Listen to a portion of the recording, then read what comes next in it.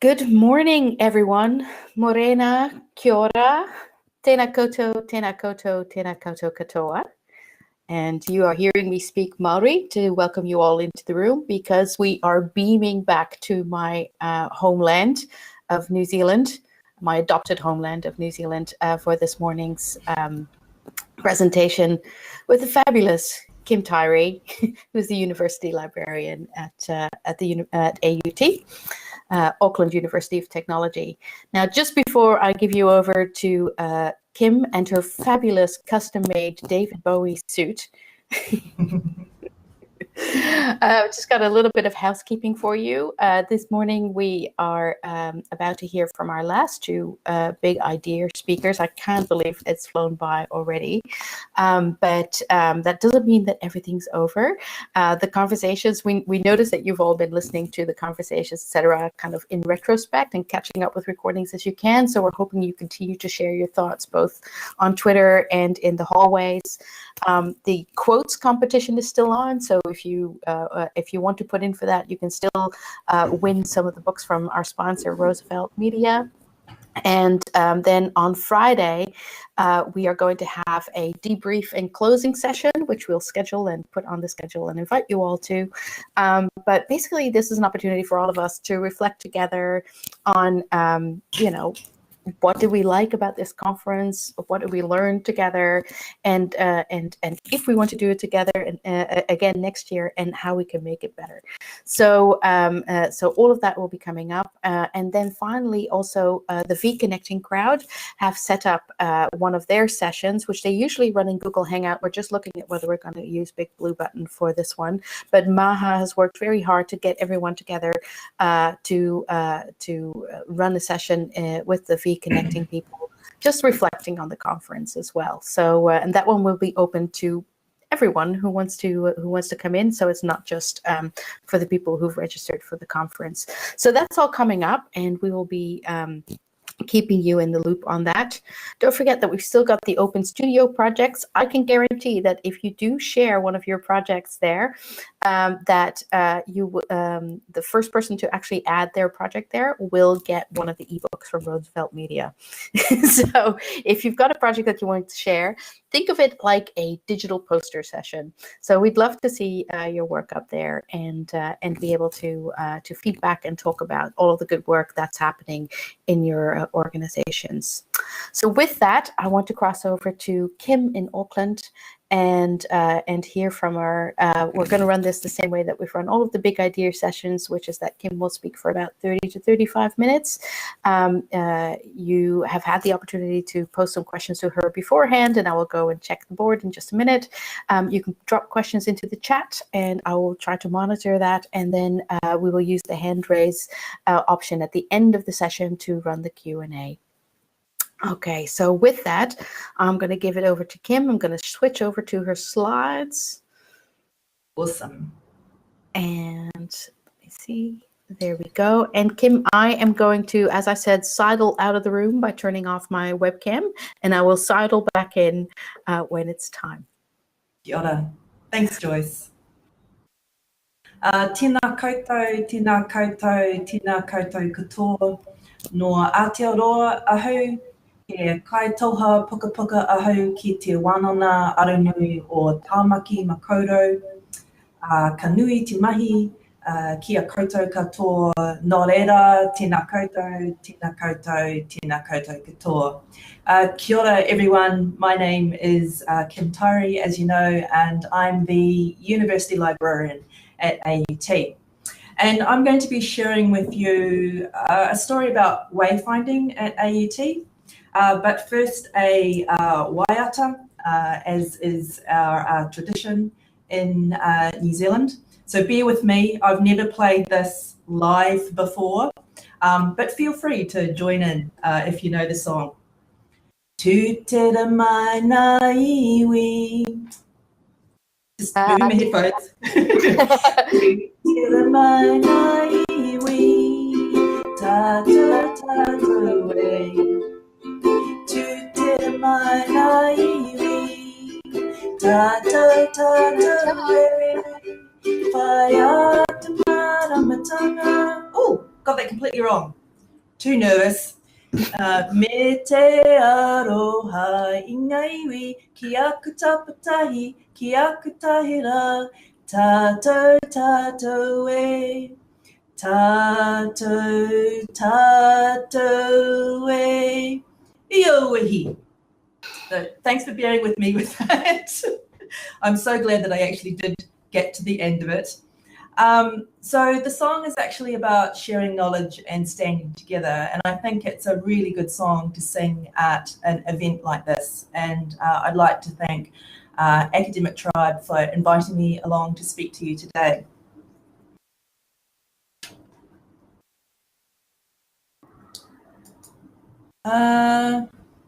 Joyce, do I have presentation mode? I can't move my slides.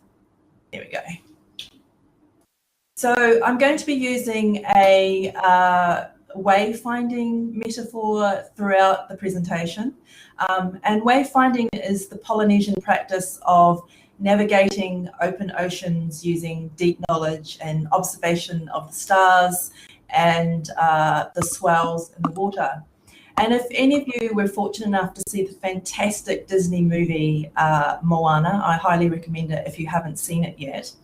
And Moe is mentoring Moana about how to use wayfinding, and it's about seeing where you're going in your mind and knowing where you are by knowing where you've been.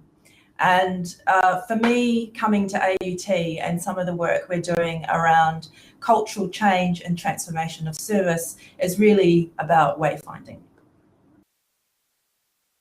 So this is the context that I work in. I took this photo looking down from a higher floor, and it captures something that is really common in our environment now.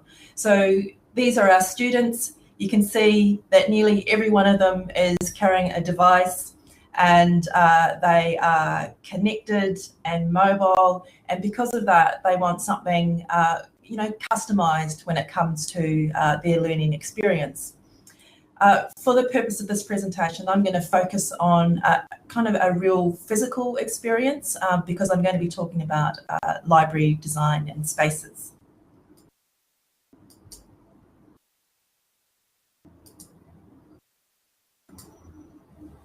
So one of the things that brought me to AUT is that there's a real sense of community at the heart of what we do. I'm going to talk about a piece of work that started at AUT before I got here called Future Libraries, and end with kind of where we are now in the journey. But first, some context about AUT, a university that drew me 2,626 kilometres away from my whānau, my family, who all live in Melbourne. My daughters are there, even my cat is there. AUT is a really new university. We've only been around since the year 2000, so we've just turned 17. I like to think of us as being kind of young, fresh and new, like the Khalees song. I think it kind of sums up the way we approach things at AUT. We don't have all these legacy systems. Innovation is encouraged. We can try new things. We can take risks. And that's the kind of organisation I really wanted to work in. So I had this fabulous job in Melbourne, which is also the most livable city in the world, left that to come here and try something new. Also for me, part of my own personal journey about where I want to be professionally was about reconnecting with my Indigenous roots, and it's something that I'm trying to bring into our culture in the division that I run here at AUT. So we are young, fresh and new, and we are trying new things. We, in our ranking, in the Times Higher Education ranking, we're doing okay considering our youth. We're pretty happy, and we're the 12th most international university in the world, and that's in terms of our student population, but also our staff, which is really cool. So the future library piece, we worked with a co-design consultant and academic named Penny Hagen, who many of you will probably familiar with her work.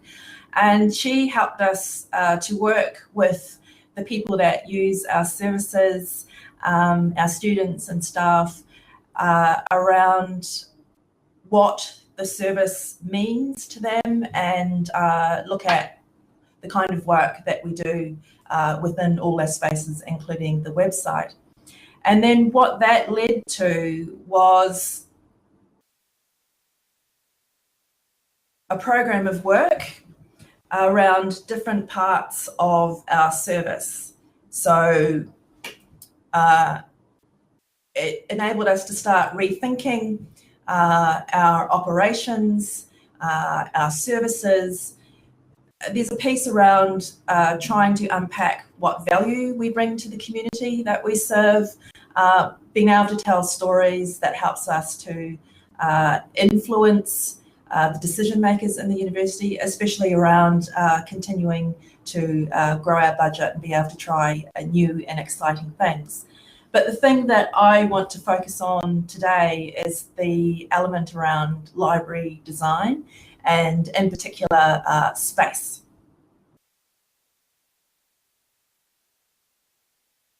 So you need to get a little bit more context about the library space itself to understand some of our ways of thinking and some of our journey. So this is another picture of the St. Paul's Reeves building. It's an incredible building, and the library is enfolded into that space. So we're like a separate building within that building.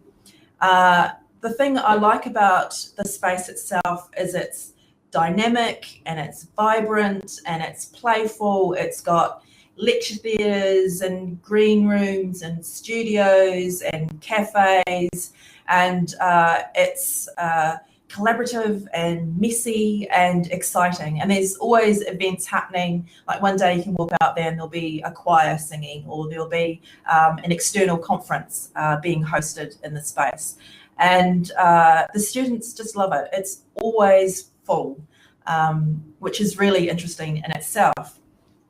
The issue for us, though, is that when you're surrounded by innovative, collaborative learning spaces, students want the library to be a quiet haven away from all that collaborative messiness and noise.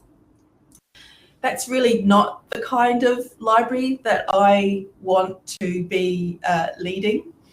But I recognise that design, and when you're designing for a good student experience, you really need to listen to what your students want. So what we've been focusing on doing is having a combination of both those things.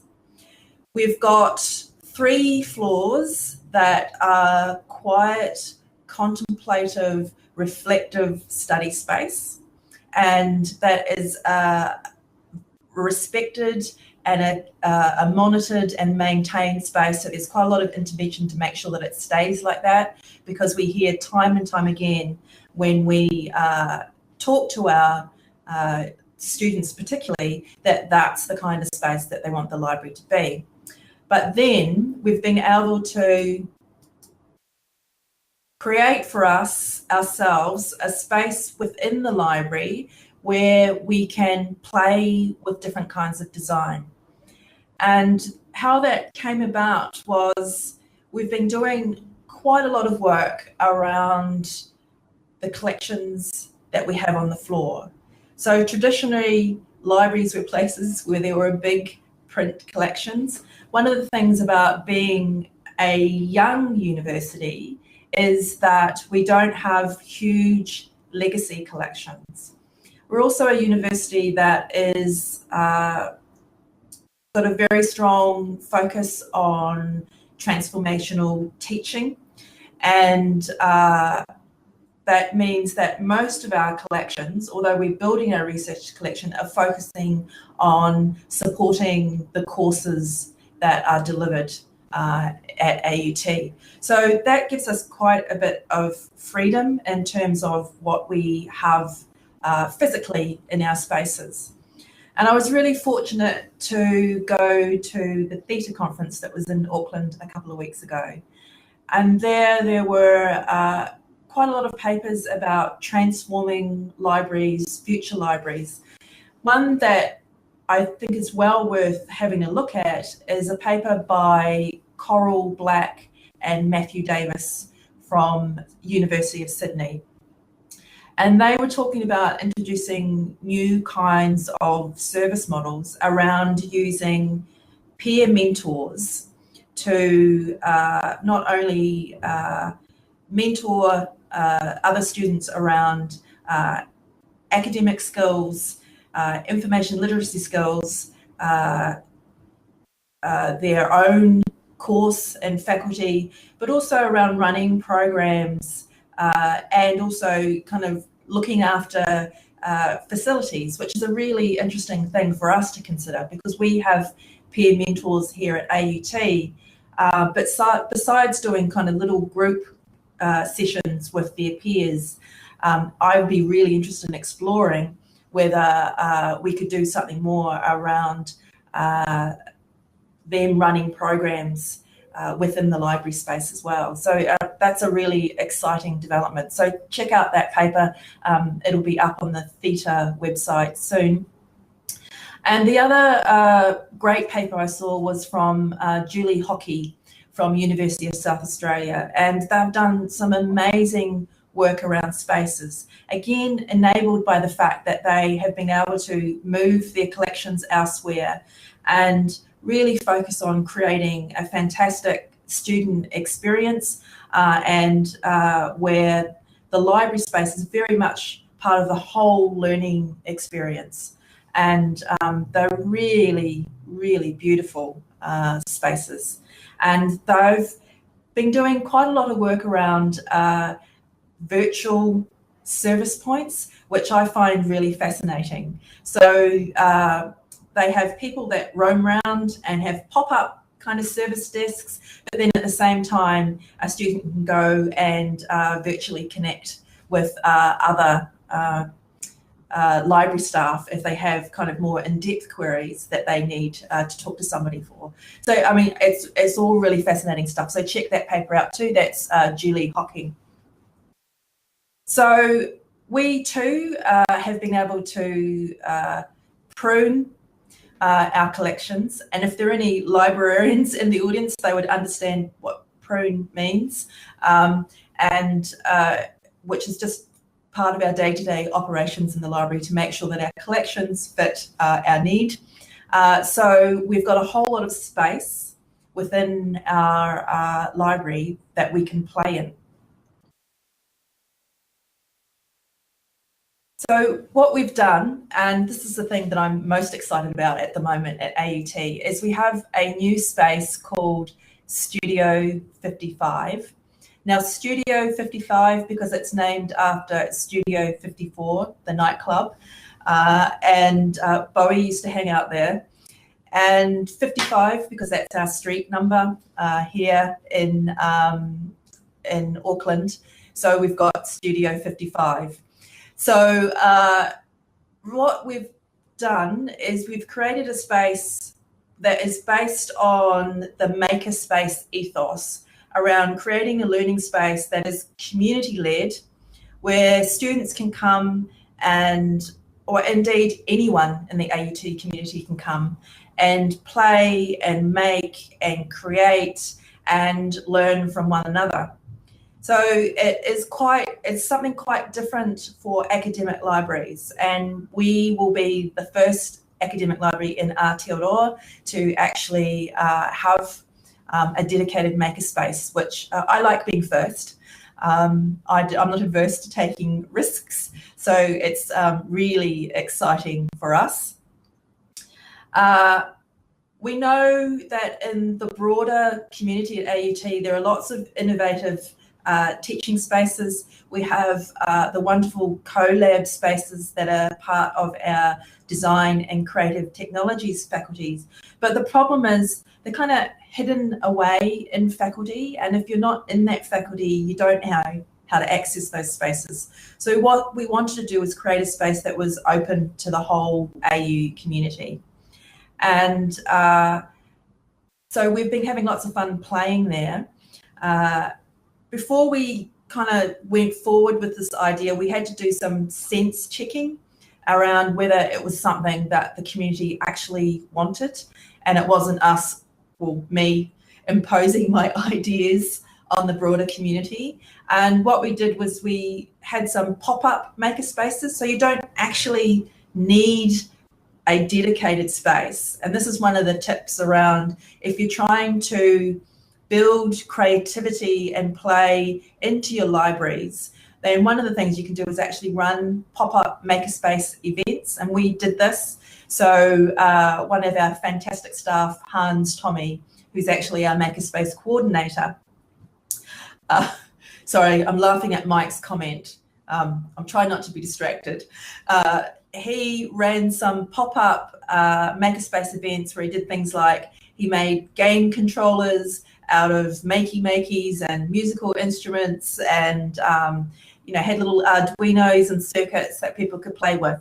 But for me, makerspaces are not just about using technology. As a maker and crafter myself, I've got lots of ideas around just having crafternoons where people can get together and chill and learn how to make a granny square, that sort of thing. So we want the space to evolve into something that meets the needs of the community themselves. So we're having fun around programming. The other thing about creating these kinds of spaces is that staff sometimes need permission to give themselves permission to play. And as educators, we know that play is really important for its own sake. But because in universities, we are all about outcomes, air quotes again, it can be hard to convince people that play is important for its own sake. And even if what we're doing doesn't particularly align with a curriculum, the skills of collaborating, working with others, working in an environment that allows you to take risks and fail, those are all really important things just on their own without having kind of defined outcomes. So I've heard from my own staff that they feel a bit guilty about being in the makerspace and doing things because it's not their real work. And we have to keep restating that this is part of their work now. Creating an environment where people can be creative and play is actually really important. And it's really important for ourselves in terms of being able to bring our whole selves to work. One of the things that you may not know about your librarians is that often they have this secret life and they're not only librarians. On my team, I've got writers and painters and musicians and all sorts of other lives that they're involved in. And what I hope to encourage them to do is to be able to bring some of that creativity back into their kind of professional work as well, because I think those things are extremely valuable. So Studio 55, it's a place to make, break, and learn. What we've been focusing on is kind of creating a framework for our staff around programming and running kind of interesting events in there. One of the things I also want to do is have a silent disco. That would be quite interesting. But it's really around building a community of practice. And to do that, we've invited particularly the design and creative technologies area to partner with us to co-facilitate workshops and events. And we're also starting to talk to faculty about how they would like to use the space. And one of the really exciting things that we're going to do is that we have some psych students that are going to come and do some ethnographic studies in there. So we're just working on the ethics of all that sort of thing. So the space itself is enabling us to transform the kind of things that we're doing in the library. So not traditionally, it's not the kind of work that we've done, but we're hoping that it will kind of open up the opportunities for us to do different things that are more embedded in teaching and learning. You know, I know many people now that don't go to an office to work. They're working in community hubs, and they may never get to work in an office. So being able to work in studio spaces where there are other people is also a really good skill to develop. The other thing about the Makerspace is that we're getting an artist in residence, which I'm so excited about. So a graduate who will come and work with us, and we'll do some workshops with the AUT community, and also they'll be practicing their own art, their own creative practice within the space. Now, it's a pilot, and what we're hoping to do is, as part of the graduate program, introduce the artist in residence as one of those, but we had to kind of test it first because nothing like that exists yet. One of the things that we've also had to do is that I asked for money for the Makerspace, and we weren't given money for the Makerspace. So a lot of this work I've done in partnership with other parts of the university. For me, that's really important because it has given us the opportunity to do things that we wouldn't have been able to do had we waited on the broader university to give us the money. So we're really fortunate that there are other parts of the university that kind of understand the direction that we're going in. So the money for the artist in residence and the Makerspace were given to us by Student Services and Administration. They see real value in having a creative space, because often a lot of the other activities that go on in the university are around sports and those sort of things rather than creativity. So we're really fortunate that the group director of that area kind of gets where we're coming from. There is a lot of interest in what we're doing because we are playing in a different space in the library, and I think people are just waiting to see what happens.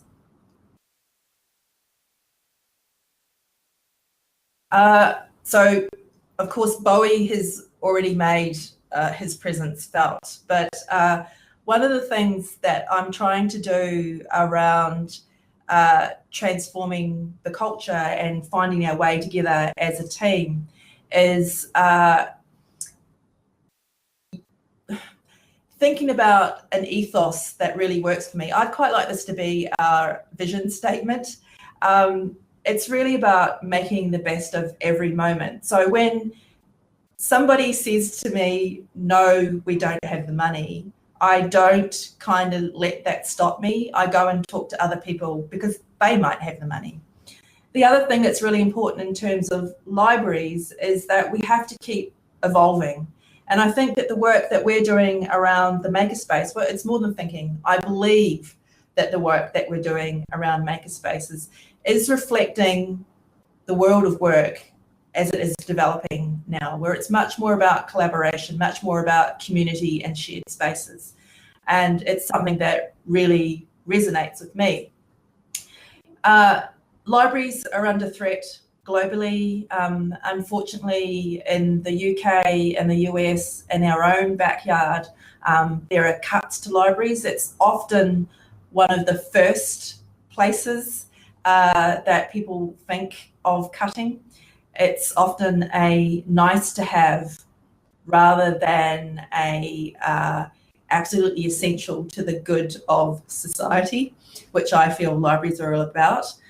In academic libraries, we have a very clear mandate around supporting teaching and learning and research. So, but we still have to fight every year for our budget because we don't bring in income, unlike, research, for example.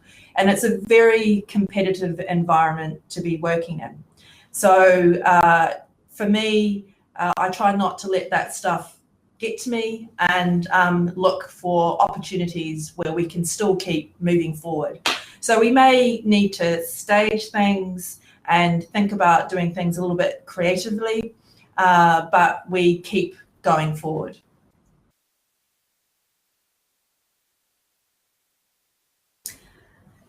One of the other things around, I've been at AUT for 18 months, and a lot of the work that we're doing together in this first sort of time together as a team in our division is around transforming culture.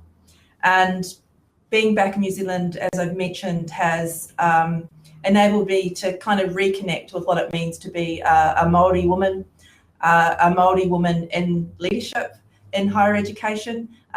We're like those really rare Pokemons. There really aren't that many of us around. And for me, it's really important to think about how our commitment to the Treaty of Waitangi and what that means to me as a leader in the university. And I'm always looking for ways to make the culture come alive for the AUT community more generally. So when I talk about transforming change and culture change now, I try to relate it back to our Indigenous culture. And for me, transformation of change is about manaakitanga and aroha. So manaakitanga is about hospitality, it's about respect, it's about understanding and welcoming people in. And I think part of welcoming people in is also listening to what they say and taking that on board. So whenever we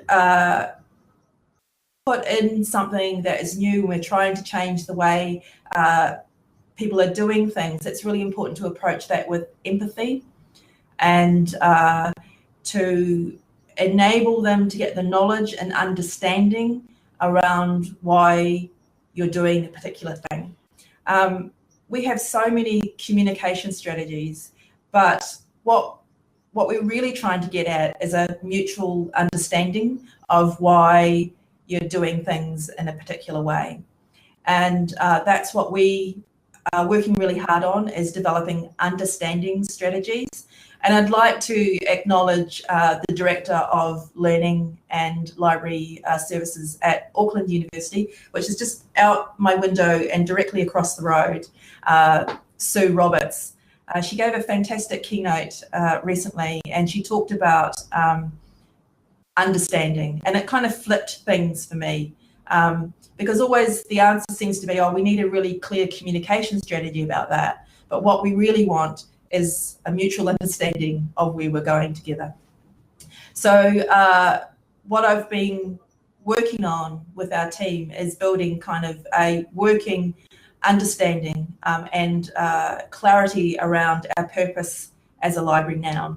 And it certainly is about play and creativity. So again, another Bowie quote. I really think that tomorrow belongs to those that can hear it coming. And when it comes to the library and learning design, for me, it's about engaging with the community and listening and having lots of conversations about what the mutual needs are and how we can come to a common understanding. We also look outside of our own organisation and look to other, in particular, glamour sector cultural organisations, so galleries, libraries,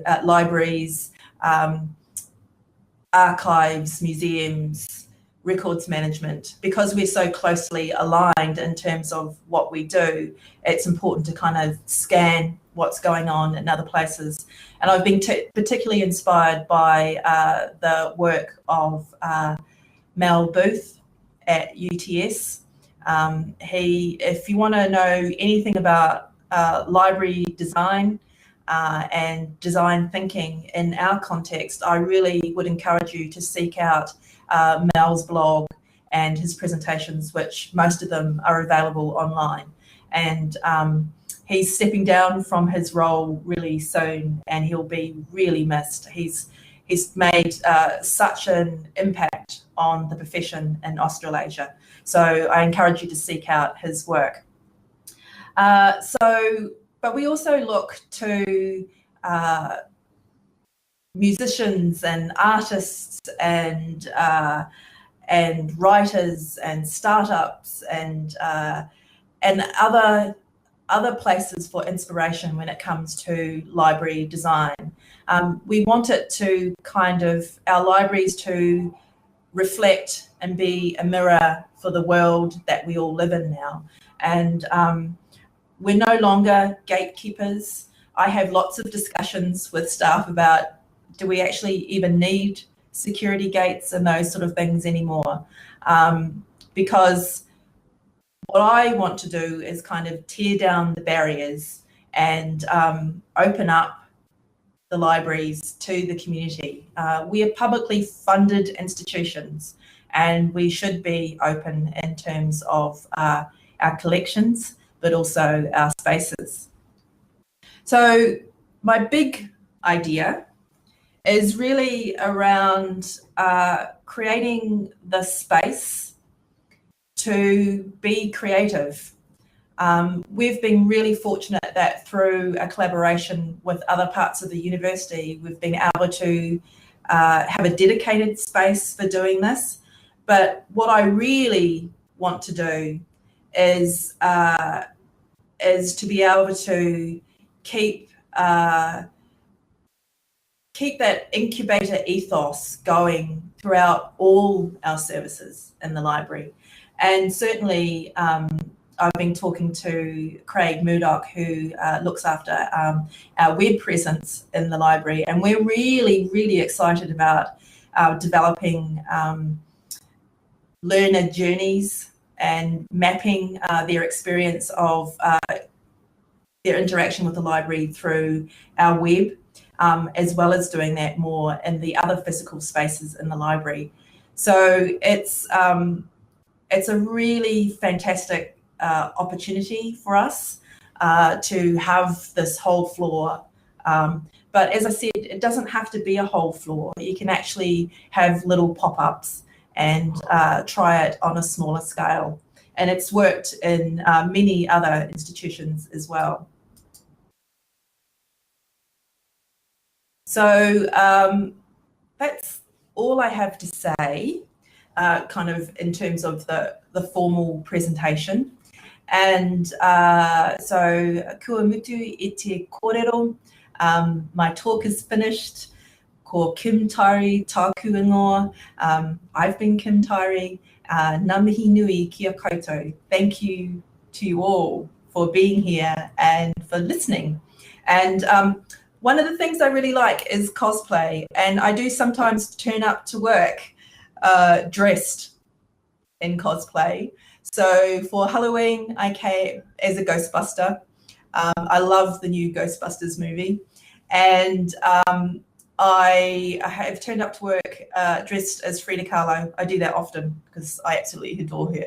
But another thing that if you want to introduce creativity into your own professional practice is clothes So much fun to be creative with.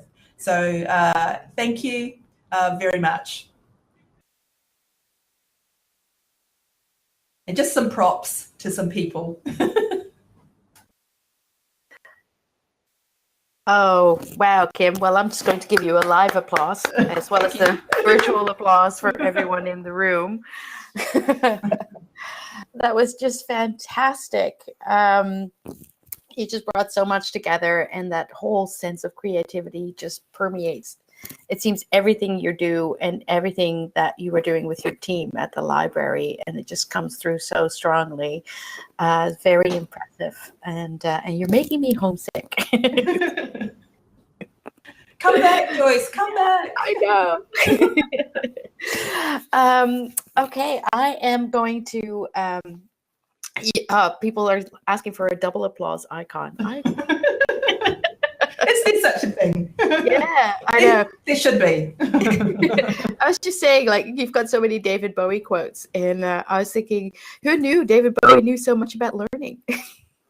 Totally. He talks quite a lot about evolution of his own kind of brand, I guess, and creativity is such a big part of that. Yeah. Quite a humble man. Yeah, amazing. Yeah, I went to see the David Bowie exhibition here in Melbourne when it visited, and I was, knowing him as the musician, I had no idea about just this whole collection of art that sat behind him, and this whole, framework of thinking that lived behind it as well. And it's so, for everyone out there, if you weren't a David Bowie fan yet, start. You can become one now, because there's just so much in it to unpack. So I am going to open it up to questions from people.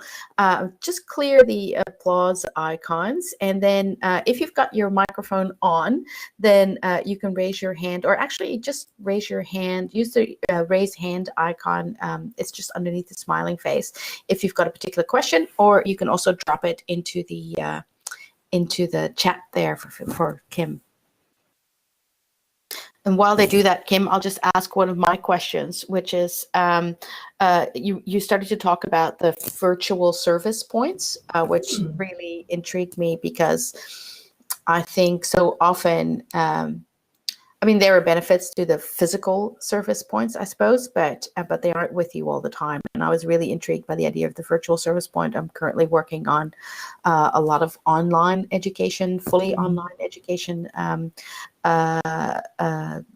products, and I think this is an essential thing. And quite often when we move education online, we do all of the coursework and etc., and we're very diligent about that, but we miss out on the other experiences that come naturally when you go to a physical location for so there's the social experiences, there's the library experience, there's the program experience, even of just going into a particular building all day, seeing the things that are on the wall, seeing the same people sitting at the same couches, etc. So about recreating that experience in the online, and possibly not, a one-for-one experience, but the purpose of that experience and recreating that. So just any thoughts you have around that idea of this virtual service experience?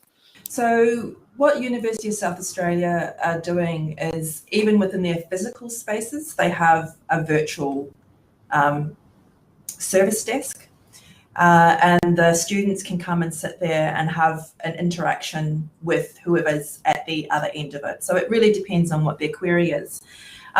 My other experience of kind of virtual help desks in terms of libraries is that we have virtual reference services. They've been quite common in our world for some time. So essentially, you can either have a live chat interaction with somebody at the other end. So if you have a research query or something that you need that is a bit more in depth, then you can be talking to a subject librarian to get them to help you. And it works extremely well, especially for universities that have lots of distance students in terms of that support. And I think it's, you know, people are social. They do like to have some kind of connection. I think it is kind of tricky trying to replicate that face-to-face thing, but it is possible. Look, I saw 3 presentations on AI recently, which is a fascinating development. So all the tech people are saying AI is going to be the next thing. And I was thinking about the relevance of that kind of virtual desk service that we do now.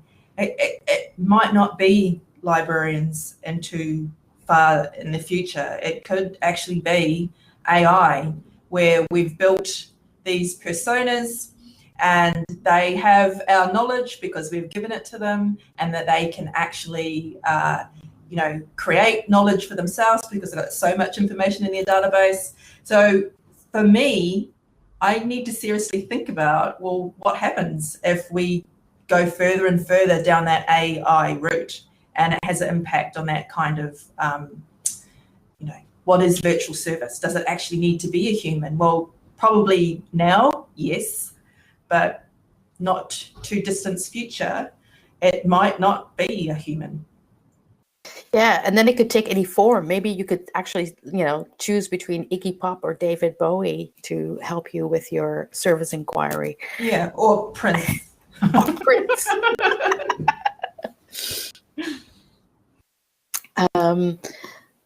Okay, so I see that Randa has her hand raised to ask a question. Randa, you haven't got mic access, I noticed. So if you can just type your question into the chat session. And we've got a question from Yolanda in Cape Town. Yeah, I see that. Yeah, you mentioned that students sometimes want to escape for the purpose of the recording. I'm going to repeat it. You mentioned that students sometimes want to escape collaborative spaces. Would you say that the library space has lost its identity as the quiet space or not? No, it hasn't. What is really common in library design is to zone spaces. So we've made sure that it's very clear in terms of the general wayfinding in the library, that students know where the quiet spaces are, and they tend to be in most places in the upper floor and enclosed, so they can remain quiet spaces. I think in community libraries, public libraries, that, and especially if they're small, it's kind of hard to maintain that reflective, quiet space. But, all libraries are aware of that. And I think despite my own personal preference for how the spaces I like to work in, we recognise that we really do have to continue to create those spaces. A lot of universities that are a lot more, I'm going to say affluent than AUT have invested quite a lot in creating postgraduate spaces that are much more reflective, quiet learning spaces.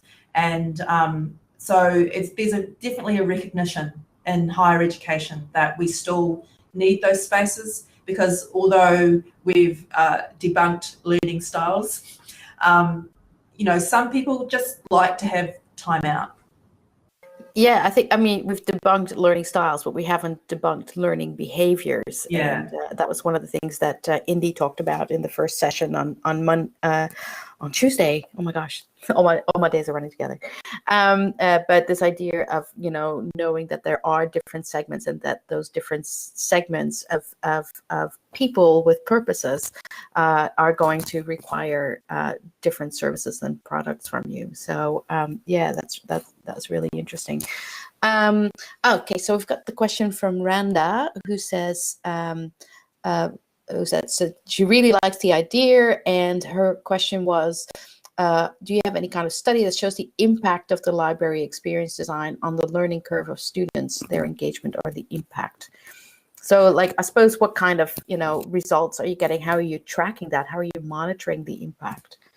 Yeah, so it's a very new space for us to be in at the moment, and we're going to be doing our own evaluation and looking at impact at the moment.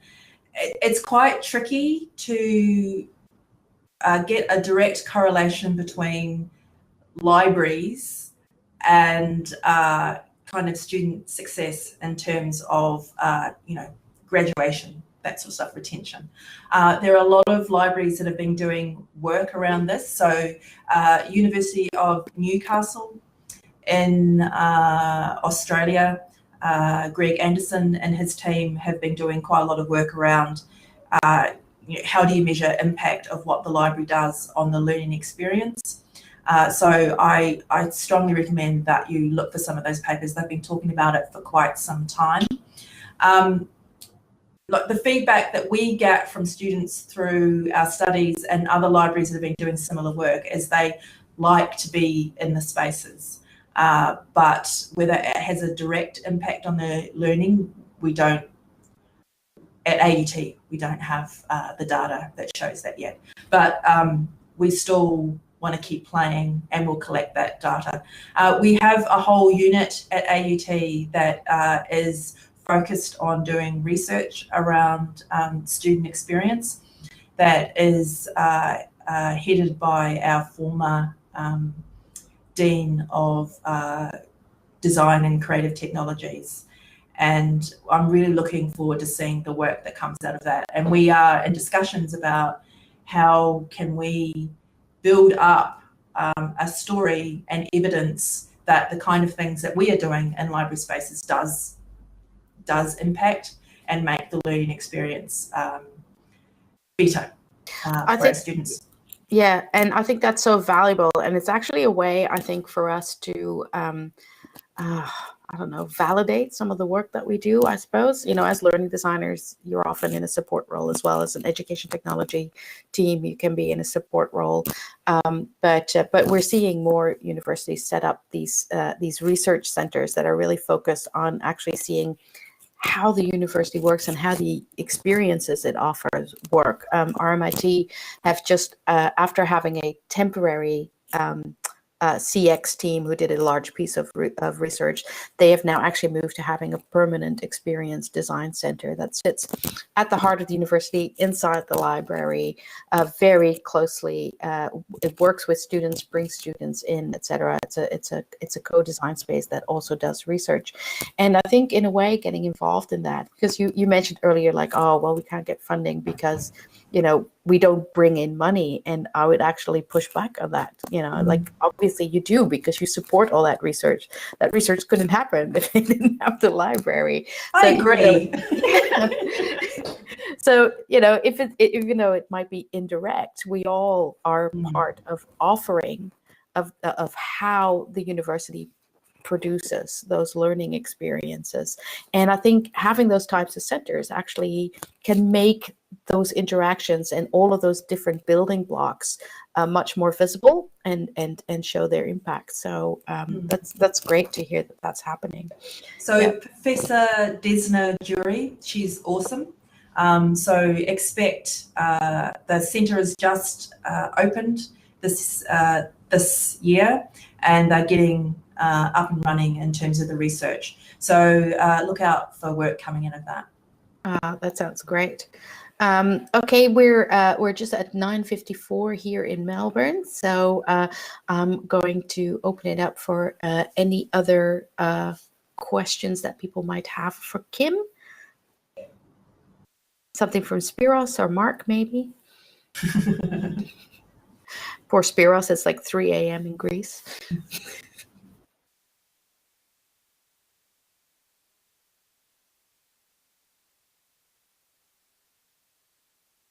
All right. No more questions. Then I'm just going to say, Kim, that it's been absolutely wonderful having you as part of the conference. Thank you so much again. And it's just given me so many ideas, and also I think just also some personal strategies for not just talking the talk, but actually walking the walk. If you want to imbue your work with creativity, then like carry that creativity around with you all the time. So I think that's just a wonderful inspiration. So thank you very much. Can we have another virtual applause for Kim Tairi, please? Kia ora, Kim. Kia ora, everyone. Thank you so much. And I will just switch over to the slides just to remind people of what else is coming up this morning, or morning here, afternoon or evening, wherever you are. Following this, we're going to go into another open studio space. By the way, we're just as a matter of how we design these virtual conferences, which is a new thing for us as well. We're thinking that we'll be better off having like 2 presentation blocks, 2 big idea blocks, and then followed by an open studio to kind of create this space where we can all reflect together. But we'll be getting everybody's feedback. You'll all be getting a survey pretty soon. So coming up, the open studio space that you can all move into. Spiros and Mark will be there to welcome you, and then I'll dip in there as well. Time for us to reflect on Kim's presentation, maybe share other projects that we know that are related. Also time to maybe share some more resources. There was an activity going yesterday around design books and readings, but I think also design toolkits, etc. These are all things that we can be sharing with each other. And then after the open studio, so about an hour from now, we're going to hear from another fabulous explosion of creativity, Amy Burvall, who will be joining us from Hawaii. So a very Pacific morning with us here at the LXConf. Thank you, everyone. Kia ora, aroha, and we will see you in the open studio.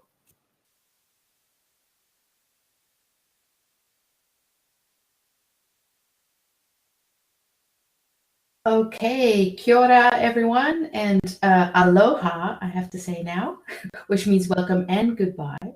But because this morning we do have a little bit of a Pacific morning going on, with Kim speaking earlier